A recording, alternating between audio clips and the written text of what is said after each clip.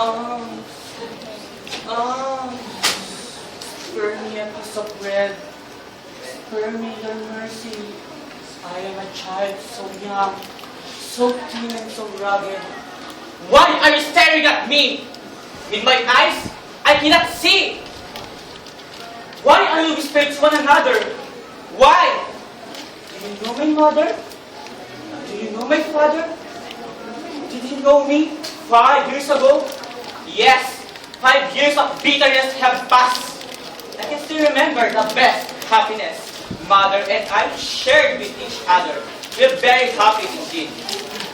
Suddenly, 5 loud knocks we heard in the door. And a deep silence ensued. Did the cripple discover our peaceful home?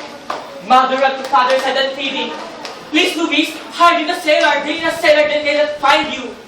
I pulled my father's arm, but he did not move. It seemed those feet were glued on the floor. The door went bang before us. 5 ugly come and bubbling him. "Are you Captain Luis Santos?" roared the most ugliest of them all. "Yes," Father said. "You are under arrest." They pulled Father roughly away from us. Father was not given a chance to bid us goodbye. We followed them miles after miles. We were very hungry and thirsty.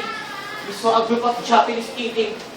Oh, our mouths seemed delicious fruit they were eating. Then suddenly, we heard a voice call, "Consuelo! Oscar! Consuelo! Oscar! Consuelo! Oscar!" We ran toward the direction of the voice. But it's too late. We saw Father hanging on the tree. Then, it was terrible. He had been badly defeated before he died. And I cried, "Vengeance! Vengeance! Vengeance!"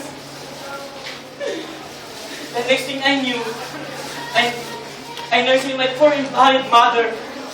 One day, we heard the church bell ringing. Ding, dong, ding, dong. It was a sign for us to find a shelter in our hideout. But I could not leave my poor invalid mother. I tried to show her the hideout. Suddenly, bombs started falling. Airplanes were rolling overhead. Canyons firing from everywhere. Boom! Boom! Boom! Boom! Mother was hit. Her leg is shattered into pieces. I took her gently in my arms and cried, "I have vengeance! Vengeance! Vengeance!" "No, Oscar, vengeance is God," Mother said. But I cried out, "Vengeance!"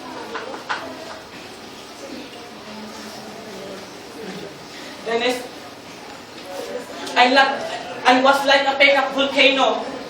"Vengeance is mine, not the Lord!" "No, Oscar, vengeance is not ours, it's God." Those the words from my mother before she died. Mother was dead and I was blind. Vengeance is not ours. Forgive is divine, but vengeance is sweeter. That was 5 years. 5 years.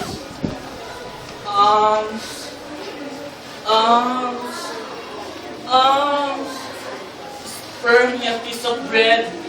Spare me your mercy. I am a child so young, so thin and so rugged. Vengeance is not ours. It's God. It's God. Thank you.